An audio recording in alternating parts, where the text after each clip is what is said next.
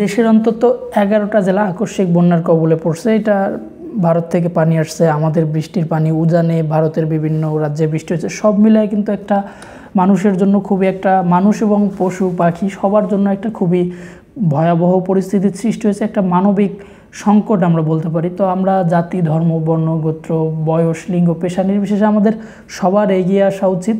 যারা আজকে বিপদগ্রস্ত হয়েছেন তারা আমাদের ভাই, তারা আমাদের বোন।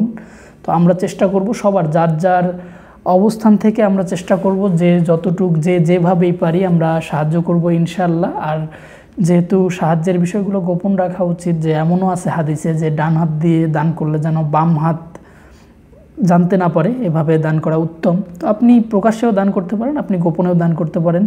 চেষ্টা করি আমরা সবাই আমাদের জায়গা থেকে। তো আমরা চেষ্টা করব সবাই যার যার জায়গা থেকে আমরা যেভাবেই পারি, খাবার দিয়ে, পয়সা দিয়ে, পরামর্শ দিয়ে, অভিজ্ঞতা শেয়ার করে, যেভাবেই পারি আমরা আমাদের দেশের এই সংকটে আমরা সবাই সবার জায়গা থেকে চেষ্টা করি। যদি কারো ইচ্ছা হয় যে আপনি প্রকাশ্যে প্রচার করে প্রকাশ করে দান করবেন, আমরা করতে পারি। আমাদের অনেকের যদি ইচ্ছা থাকে যে আমরা নিজের পরিচয় গোপন রেখে আমরা দান করব, সেটাও আপনারা করতে পারেন। আপনারা যদি মনে করেন যে আমি ফিজিক্যালি যাইতে পারতেছি না, আপনার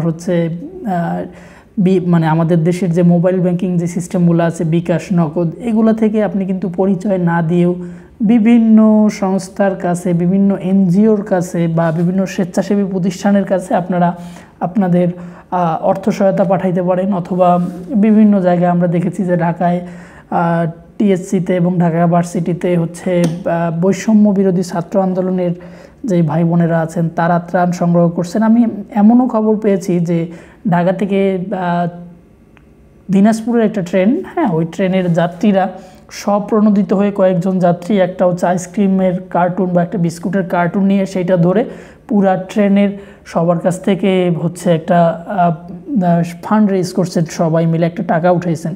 তো এই যে বিষয়গুলো, এই যে কালেকটিভ এফোর্টস, এই জিনিসগুলো যদি আমরা সবাই মিলে চেষ্টা করি ইনশাল্লাহ, তাহলে আমরা এই ক্ষতিটা কাটায় উঠতে পারবো এবং খুব দ্রুতই আল্লাহ যেন পরিস্থিতি স্বাভাবিক করে দেন। আমরা যারা অনেক ভাই সম্পদ হারাইছেন, অর্থাৎ অনেকের কৃষি জমি ক্ষতিগ্রস্ত হয়েছে, অনেকের খামার ক্ষতিগ্রস্ত হয়েছে, অনেকের সম্পদ ক্ষতিগ্রস্ত হয়েছে, অনেকে আত্মীয় স্বজন হারাইছেন, আল্লাহ সবাইকে শোক সহ্য করার শক্তি দান করেন এবং আমাদেরকে ভবিষ্যতে থেকে ভালো রাখেন। আল্লাহ আমাদেরকে সকল প্রকার বিপদ আপদ থেকে রক্ষা করেন।